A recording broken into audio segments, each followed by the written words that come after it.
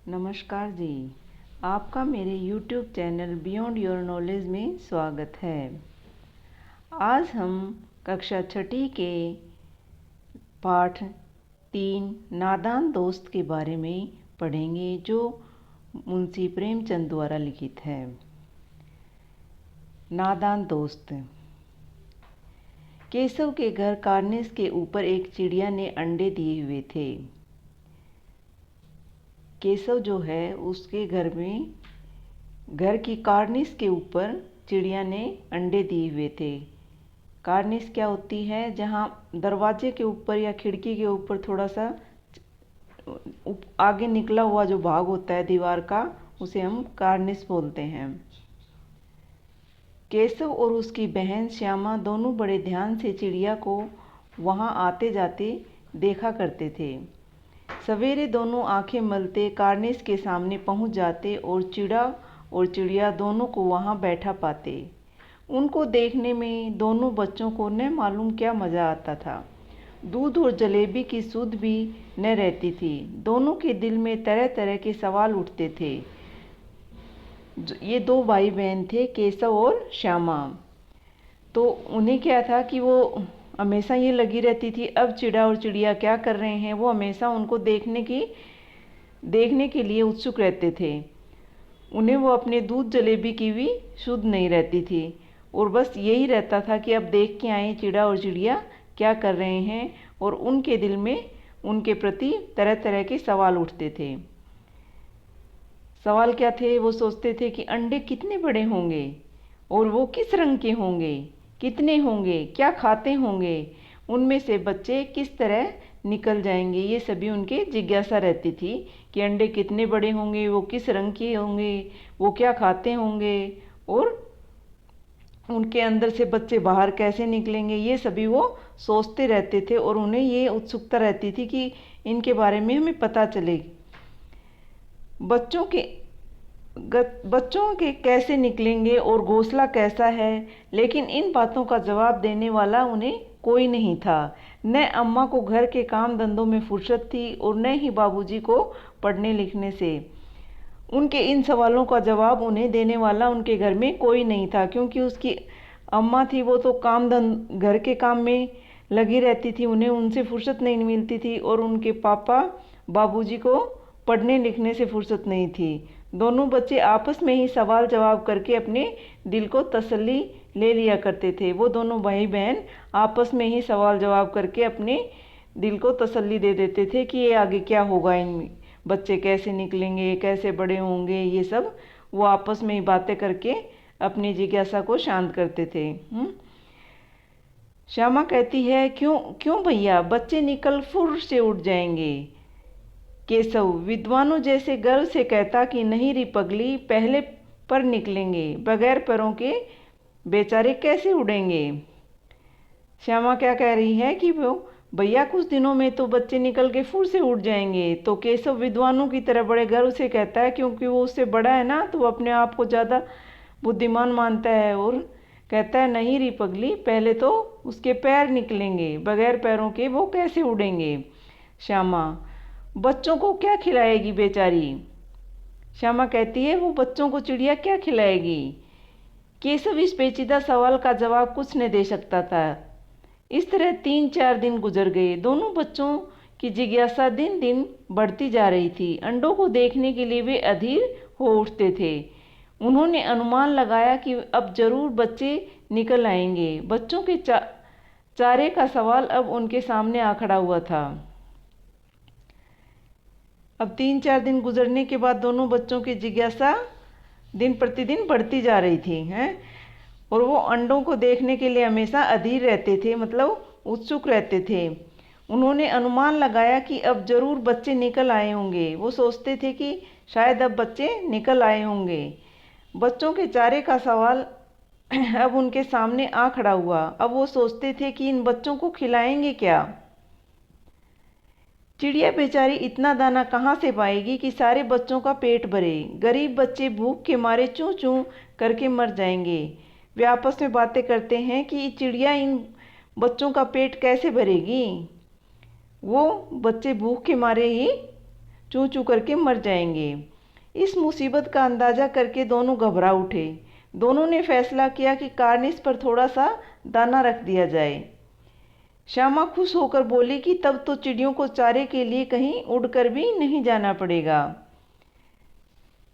तो इस मुसीबत का अंदाज़ा करके वो घबरा गए थे, वो परेशान हो रहे थे। फिर दोनों ने क्या फैसला किया कि कार्निस पर थोड़ा सा दाना रख देंगे, जिससे चिड़िया वहीं पर उन दानों को खा लेगी और अपनी भूख शांत करेगी। और श्यामा खुश होकर क्या कहती है, फिर चिड़िया को कहीं दूर भी उड़कर जाना नहीं पड़ेगा चारे के लिए। केशव, नहीं, तब क्यों जाएगी? केशव कहता है, तब फिर वो क्यों जाएगी? श्यामा, क्यों भैया, बच्चों को धूप न लगती होगी? श्यामा कहती है कि भैया शायद इन बच्चों को धूप भी लगती होगी। केशव का ध्यान इस तकलीफ की तरफ नहीं गया था। बोला, जरूर तकलीफ हो रही होगी, बेचारे प्यास के मारे तड़पते होंगे, ऊपर छाया भी तो कोई नहीं है। फिर केशव क्या कहता है कि हाँ जरूर, वो बेचारे उन बच्चों को धूप भी लगती होगी और प्यास भी लगती होगी और वहाँ छाया भी कोई नहीं है। आखिर यही फैसला हुआ कि घोंसले के ऊपर कपड़े की छत बना देनी चाहिए। फिर उन्होंने फैसला किया कि घोंसले के ऊपर कपड़े की छत बना देते हैं। पानी की प्याली और थोड़े से चावल रख देने का प्रस्ताव भी स्वीकृत हो गया।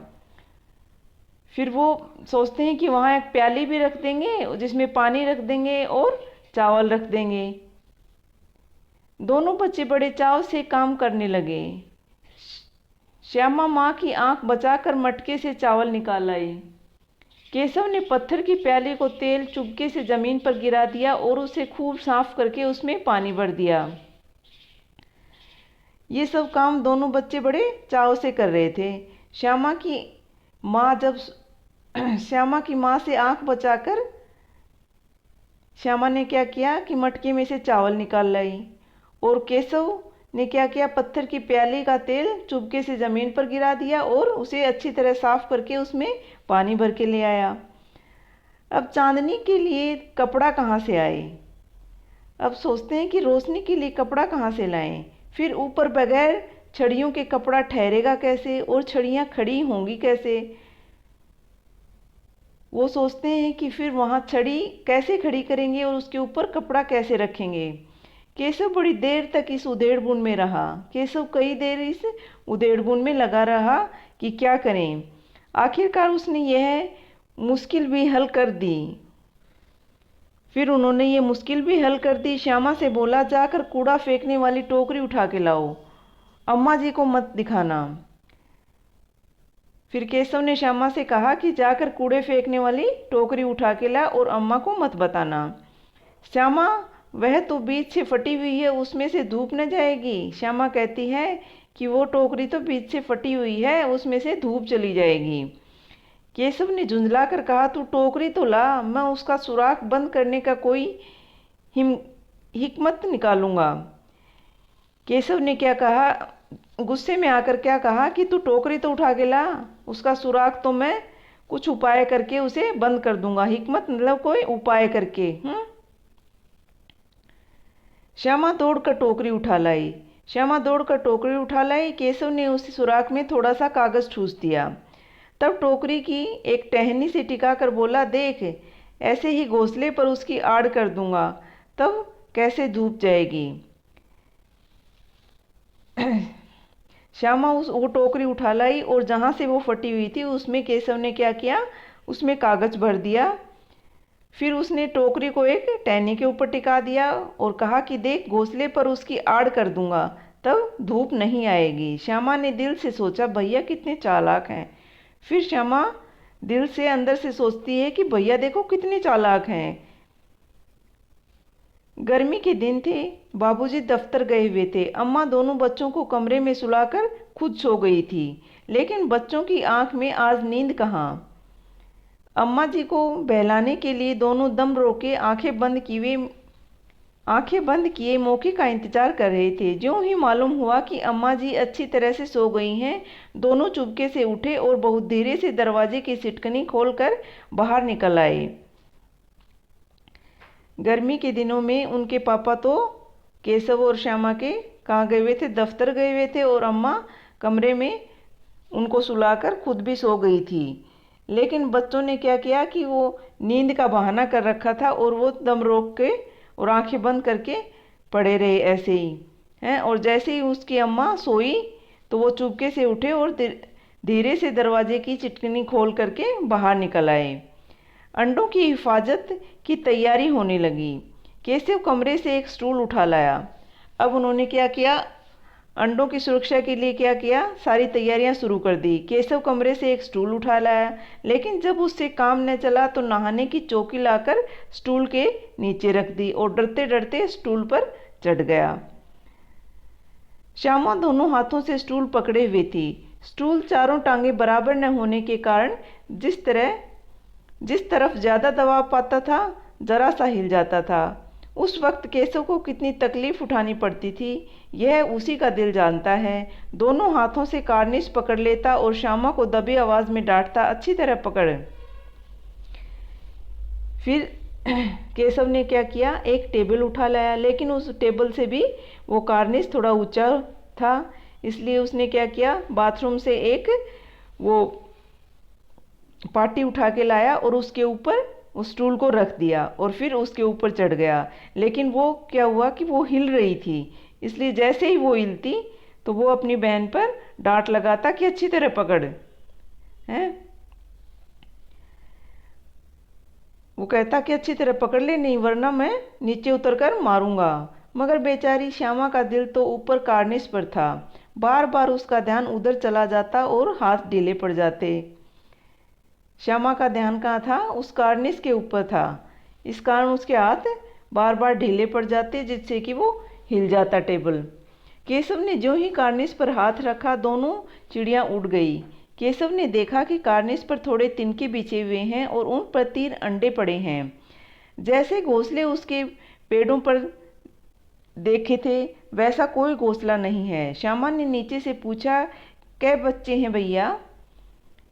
केशव ने जो ही कार्निश पर हाथ रखा तो उसने क्या देखा कि वो चिड़िया दोनों उड़ गई। फिर उसने देखा कार्निश पे थोड़े से तिनके पड़े हुए हैं। उसने सोचा कि जैसे पेड़ों पे घोंसले लगे हुए होते हैं वैसे कोई घोंसला होगा, लेकिन वहाँ पर 2-4 तिनके पड़े हुए थे और उनके ऊपर 3 अंडे रखे हुए थे। श्यामा नीचे से पूछती है कि कितने बच्चे हैं भैया? केशव, 3 अंडे हैं, अभी बच्चे नहीं निकले हैं। उसने कहा कि अंडे 3 ही हैं, अभी बच्चे नहीं निकले हैं। श्यामा, जरा हमें दिखा दो भैया कितने बड़े हैं। श्यामा कहती है कि मुझे भी दिखा दो वो कितने बड़े हैं। केशव, दिखा दूंगा, पहले जरा चिथड़े ले आ, नीचे बिछा दूं, बेचारे अंडे तिनकों पर पड़े हैं। केशव ने कहा कि मैं तुम्हें दिखा दूंगा, पहले चिथड़े ले आ, मतलब फटे पुराने कपड़े ले आ, उसे नीचे बिछा दूंगा, फिर उन अंडों को उसके ऊपर रख दूंगा, उन चिथड़ों के ऊपर। श्यामा दौड़कर अपनी पुरानी धोती फाड़ कर एक टुकड़ा ले आई। केशव ने झुककर कपड़ा ले लिया, उसकी कई तह करके उसने एक गद्दी बनाई और उसे तिनकों पर बिछाकर तीनों अंडों को धीरे से उसके ऊपर रख दिया। फिर श्यामा ने क्या किया? अपनी पुरानी धोती फाड़ कर एक टुकड़ा ले आई। केशव ने क्या किया? उसे उसकी तय करके मतलब उसे समेट कर अच्छी तरह से गद्दी की तरह बनाई और उन तिनकों के ऊपर बिछा दी और अंडों को उनके ऊपर रख दिया। श्यामा ने फिर कहा कि हमको भी दिखा दो भैया। श्यामा को बहुत उत्सुकता थी अंडे देखने की, इसलिए वो बार बार कह रही थी कि भैया हमें भी दिखा दो। केशव, दिखा दूंगा, पहले जरा वह टोकरी तो दे दो, ऊपर छाया कर दूँ। दिखा दूंगा, पहले वो टोकरी दे दो जिससे उनको छाया हो जाए। श्यामा ने टोकरी नीचे से थमा दी और बोली कि अब तुम उतर जाओ और मैं देखूंगी। केशव ने टोकरी को एक टहनी से टिका कर कहा, जा दाना और पानी की प्याली ले आ, मैं उतर जाऊं तो तुझे दिखा दूंगा। केशव ने कहा कि दिखा दूंगा, पहले तू जाके दाना और पानी की प्याली ले आ, फिर मैं तुझे दिखाऊंगा और मैं नीचे उतर जाऊंगा। श्यामा प्याली और चावल भी ले आई। केशव ने टोकरी के नीचे दोनों चीज़ें रख दी और आहिस्ता से उतर गया। केशव ने क्या किया? वहाँ पर वो पानी की प्याली और चावल रख दिए और धीरे से नीचे उतर गया। श्यामा ने गिड़गिड़ा कर कहा, अब हमको चढ़ा दो भैया। श्यामा ने मतलब एक गिड़गिड़ा कर कहा, मतलब रिक्वेस्ट की तरह कहा कि भैया हमें भी चढ़ा दो ऊपर, हम भी देख लें। केशव, तू गिर पड़ेगी। केशव ने कहा कि तू गिर जाएगी। श्यामा, न गिरूंगी भैया, तुम नीचे से पकड़े रहना। भैया मैं नहीं पड़ूंगी, तुम नीचे से उस टेबल को पकड़ लेना। केशव, न भैया, कहीं तू गिरा पड़ी तो अम्मा जी मेरी चटनी ही कर डालेंगी, कहेंगे कि तूने ही चढ़ाया था। क्या करेगी देखकर। अब अंडे बड़े आराम से हैं, जब बच्चे निकलेंगे तो उनको पालेंगे। फिर केशव ने कहा कि नहीं, अम्मा डांट लगाएगी, कहेगी कि तूने ही चढ़ाया होगा, कहीं गिर जाएगी तो लग जाएगी हैं। और अब अंडे बड़े आराम से हैं और उनसे जब बच्चे निकलेंगे तो उनको हम पालेंगे। दोनों चिड़िया बार बार कार्निश पर आती थी और बगैर बैठे ही उड़ जाती। वो दोनों चिड़िया बार बार कार्निश पर आती और बगैर बैठे ही उड़ जाती। केशव ने सोचा कि हम लोगों के डर से नहीं बैठती हैं। स्टूल उठाकर कमरे में रख आया, चौकी जहाँ की थी वहाँ रख दी। केशव ने सोचा कि ये चिड़िया ज़रूर इसलिए नहीं बैठ रही हैं वहाँ, क्योंकि हम उनके पास बैठे हैं, इसलिए वो नहीं आ रही हैं। तो फिर उसने क्या किया, वो स्टूल कमरे में रखाया और चौकी जहाँ रखी थी वहाँ रख दी। श्यामा ने आंखों में आंसू भरकर कहा, तुमने मुझे नहीं दिखाया, मैं अम्मा जी से कह दूंगी। केशव, अम्मा जी से कहेगी तो बहुत मारूंगा, कह देता हूँ। श्यामा ने कहा कि तुमने मुझे वो अंडे नहीं दिखाए, मैं माँ को बताऊंगी। तो केशव ने कहा कि अगर अम्मा को बताएगी तो मैं तुम्हें बहुत मारूंगा। श्यामा, तो तुमने मुझे दिखाया क्यों नहीं। श्यामा कहती है कि तुमने मुझे दिखाया क्यों नहीं। केशव, और गिर पड़ती तो 4 सर न हो जाते। फिर केशव ने कहा कि अगर वहाँ से गिर पड़ती तो तुम्हारे सर के 4 सर हो जाते। श्यामा, हो जाते तो हो जाते, देख लेना, मैं कह दूंगी। श्यामा ने कहा कि होते तो हो जाते, देख लेना, अब मैं माँ से ज़रूर बताऊंगी। इतने में कोठरी का दरवाज़ा खुला और माँ ने धूप से आंखों को बचाते हुए, तुम दोनों बाहर कब निकल आए। मैंने कहा न था दोपहर को न निकलना, किसने किवाड़ खोला। फिर इतनी देर में क्या हुआ, कोठरी के दरवाजे खुलते हैं और उनकी माँ बाहर निकलती है धूप से अपनी आंखों को बचाते हुए। तुम दोनों, उनसे कहती है कि तुम दोनों बाहर कब आए, मैंने तुम्हें दोपहर को निकलने से मना किया था ना, बताओ किवाड़ किसने खोले। किवाड़ केशव ने खोला था, लेकिन श्यामा ने माँ से यह बात नहीं कही। किवाड़ तो केशव ने खोला था, लेकिन श्यामा ने माँ से यह बात नहीं बताई। उसे डर लगा कि भैया पिट जाएगा, उसे डर था कि कहीं माँ भैया को पीट न दे। केशव दिल से काँप रहा था कि कहीं श्यामा कह न दे।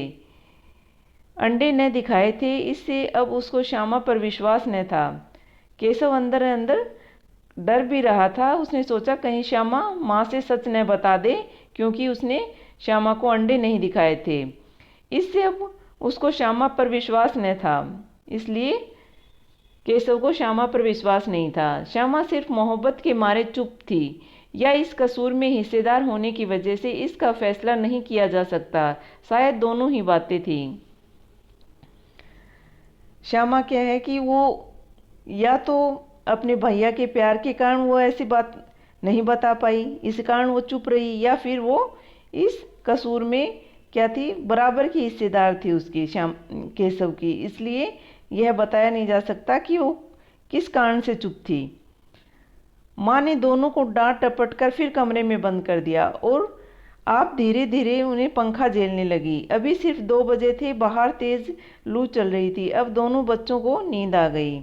फिर उनकी माँ ने उन्हें दोबारा अंदर ले गई और उन्हें पंखा जलाते हुए उन दोनों को सुला दिया और उन दोनों को नींद आ गई। 4 बजे यकायक श्यामा की नींद खुली। 4 बजे श्यामा की आंखें खुली तो किवाड़ खुले हुए थे। वह दौड़ी हुई कार्निस के पास आई और ऊपर की तरफ ताकने लगी। वह उस कार्निस के पास पहुंची और ऊपर की तरफ देखने लगी। टोकरी का पता न था, संयोग से उसकी नज़र नीचे गई। वह उल्टे पांव दौड़ती हुई कमरे में जाकर जोर से बोली, भैया अंडे तो नीचे पड़े हैं, बच्चे उड़ गए।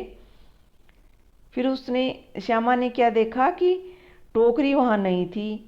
जब उसकी नज़र नीचे पड़ी तो उसने देखा कि अंडे नीचे पड़े हुए हैं, तो उसने दौड़कर जाकर कमरे में अपने भैया से कहा कि भैया अंडे तो नीचे पड़े हैं और बच्चे उड़ गए।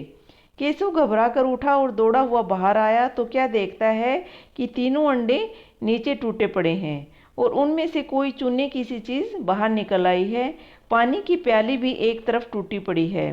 केशव भी क्या हुआ, नींद में घबरा कर उठा और बाहर आया, दौड़ता हुआ बाहर आया। उसने देखा कि तीनों अंडे टूटे पड़े हैं और चूने की सी चीज़ बाहर निकल आई है। चूने जैसी कुछ पदार्थ बाहर निकला हुआ है। पानी की प्याली भी एक तरफ टूटी पड़ी थी। उसके चेहरे का रंग उड़ गया। सहमी हुई आंखों से जमीन की तरफ देखने लगा। उसके चेहरे का रंग मतलब वो एकदम उदास सा हो गया और उसकी आंखों से जमीन की तरफ देखने लगा। श्यामा ने पूछा, बच्चे कहाँ उड़ गए भैया? केशव ने करुण स्वर में कहा, अंडे तो फूट गए। श्यामा ने पूछा कि बच्चे कहाँ गए भैया? तो केशव ने बड़े ही करुण स्वर में मतलब रुद्र स्वर में एकदम उदास से होके क्या कहा कि अंडे तो फूट गए। श्यामा, और बच्चे कहाँ गए? श्यामा ने कहा, तो बच्चे कहाँ गए? केशव, तेरे सर में देखती नहीं, अंडों में उजला उजला पानी निकल आया है, वही तो 2-4 दिनों में बच्चे बन जाते। केशव ने कहा कि तेरा सर, तुझे दिखाई नहीं दे रहा कि अंडों से उजला उजला जो पानी निकला है वो ही 2-4 दिन में बच्चे बन जाते।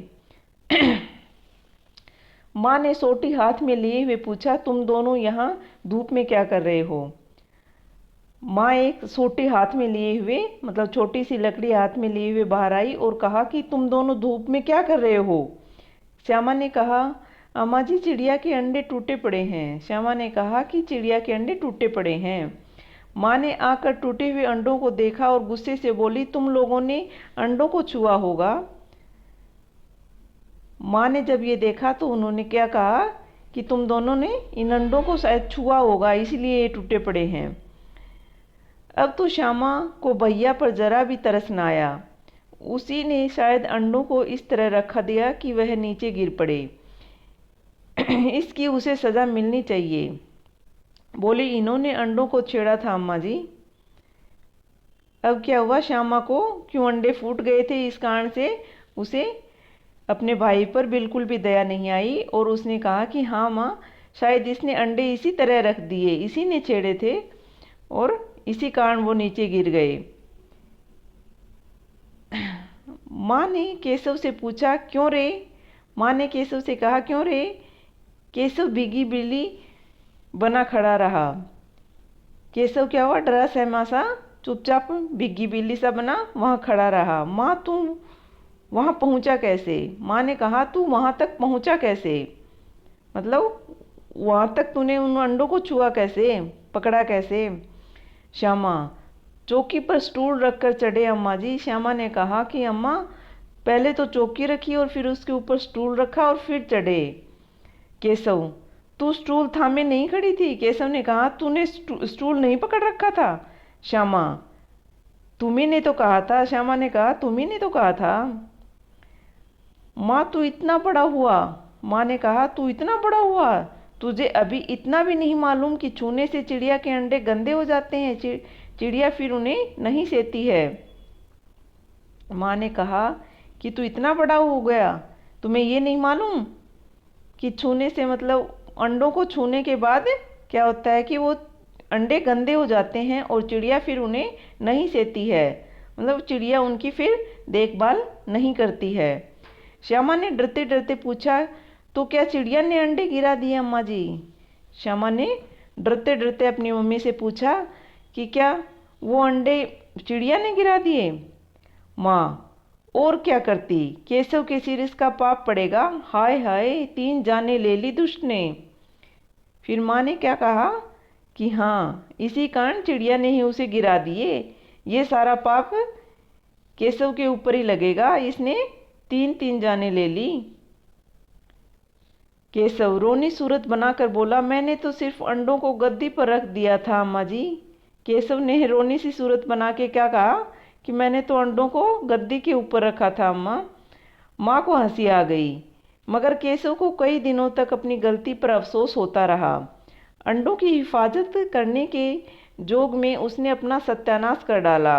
इसे याद कर वह कभी कभी तो रो पड़ता था। दोनों चिड़िया वहाँ फिर न दिखाई दी। इसी बीच माँ को क्या हुआ, हंसी आ गई। तब केशव को क्या हुआ, अपनी गलती का एहसास हो गया और उसने सोचा कि मैं तो अपने अंडों की कोई हिफाजत नहीं कर सका और बल्कि उनका सत्यानाश कर दिया। ये सब बातें याद करके वो कभी कभी रो पड़ता था और उसके बाद वो दोनों चिड़िया वहाँ वापस कभी नहीं आई हैं। इसका मतलब क्या है, बड़ों का कहना मानना चाहिए और जीव जंतुओं को परेशान नहीं करना। तो आज की वीडियो यहीं समाप्त हुई। अगर आपको मेरी वीडियो पसंद आई हो तो लाइक करना, शेयर करना और सब्सक्राइब करना। धन्यवाद।